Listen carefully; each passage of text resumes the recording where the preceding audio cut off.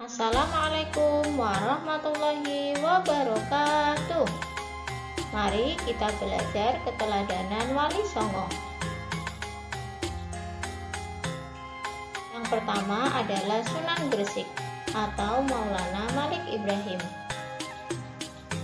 Maulana Malik Ibrahim disebut juga Sunan Gresik atau Sunan Tandes. Ia lahir di Samarkand, Asia Tengah dan wafat di Desa Gapura, Gresik, Jawa Timur. Kisah keteladanannya adalah semangatnya mendakwahkan Islam. Sunan Gresik banyak membela rakyat Jawa yang tertindas oleh Majapahit. Ia juga mengajarkan cara-cara baru bercocok tanam. Ia adalah Sunan Ampel atau Raden Rahmat. Sunan Ampel atau Raden Rahmat dianggap sebagai sesepuh oleh para wali lainnya. Makam Sunan Ampel terletak di dekat Masjid Ampel, Surabaya. Kisah keteladanan yang menarik adalah ketika Sunan Ampel berdakwah kepada Prabu Brawijaya. Meskipun akhirnya tidak memeluk agama Islam, Prabu Brawijaya terkesan dengan ajaran agama Islam sebagai ajaran budi pekerti yang mulia. Sunan Ampel mengajarkan falsafah Moh Limo atau 5M. Yang dimaksud dengan Moh Limo adalah tidak mau melakukan 5 perbuatan tercela, yaitu moh main, moh ngombe, moh maling, moh madat, moh madon. Selanjutnya adalah Sunan Bonang atau Raden Mahdum Ibrahim. Sunan Bonang adalah putra Sunan Ampel dan sekaligus muridnya. Ia wafat pada tahun 1525. Kisah keteladanannya adalah cara berdakwahnya yang bijak. Sunan Bonang sering menggunakan kesenian rakyat untuk menarik simpati mereka. Ia memasukkan alat musik bonang pada seperangkat alat musik gamelan.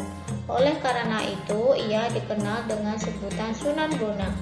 Sunan Bonang juga pengubah suluk wijil dan tembang tom.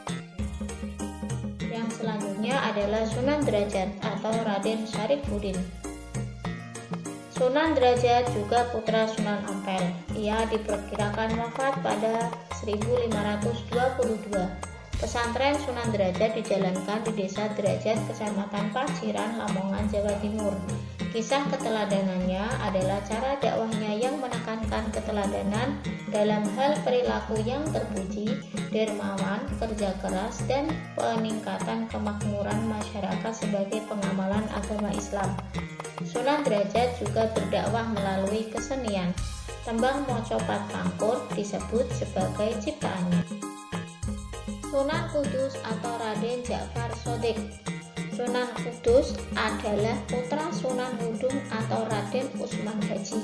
Ia memiliki peran yang besar dalam pemerintahan Kesultanan Demak. Ia menduduki posisi sebagai Panglima Perang, Penasihat Sultan Demak, dan Hakim Peradilan Negara. Sunan Kudus banyak berdakwah di kalangan kaum penguasa dan priyayi Jawa. Di antara yang pernah menjadi muridnya adalah Sunan Prawoto, penguasa Demak, dan Aryo Penangsang, Adipati Jipang Panolan. Salah satu peninggalannya yang terkenal adalah Masjid Menara Kudus. Sunan Kudus wafat pada tahun 1550. Yang selanjutnya adalah Sunan Giri, Raden Ainul Yakin. Sunan Giri adalah putra Maulana Ishak. Ia termasuk murid Sunan Ampel dan seperguruan dengan Sunan Bonang. Salah satu keturunannya adalah Sunan Giri Prapen yang menyebarkan agama Islam ke wilayah Lombok dan Bima. Sunan Giri sangat berjasa mendakwahkan Islam di Jawa, bahkan sampai ke wilayah timur Indonesia. Ia pernah menjadi hakim dalam perkara Syekh Siti Jenar. Ia pun juga berdakwah melalui kesenian. Tembang Islami untuk dolanan anak-anak diciptakannya, seperti jamuran, citungan, dan Sunan Kalijogo atau Raden Said. Sunan Kalijogo adalah putra Adipati Tuban yang bernama Tumenggung Wilatikta atau Raden Sahur atau Sayyid Ahmad bin Mansur atau Syekh Subakir. Ia adalah murid Sunan Bonang. Sunan Kalijogo juga menggunakan kesenian dan kebudayaan sebagai sarana untuk berdakwah, seperti wayang kulit dan tembang suluk. Tembang suluk, ilir-ilir, dan gundul-gundul pacul juga dianggap sebagai hasil karyanya. Yang selanjutnya adalah Sunan Muria atau Raden Umar Said. Sunan Muria atau Raden Umar Said adalah putra Sunan Kalijogo. Ia adalah adik ipar Sunan Kudus. Tempat tinggalnya di Gunung Muria yang terletak di sebelah utara kota Kudus, Jawa Tengah. Seperti ayahnya, Sunan Kalijogo, ia berdakwah dengan cara lembut. Kesenian gamelan dan wayang tetap digunakannya sebagai alat berdakwah. Sunan Muria menciptakan tembang sinom dan sasaran dakwahnya adalah para pedagang, nelayan, dan rakyat biasa. Yang selanjutnya adalah Sunan Gunung Jati atau Raden Syarif Hidayatullah.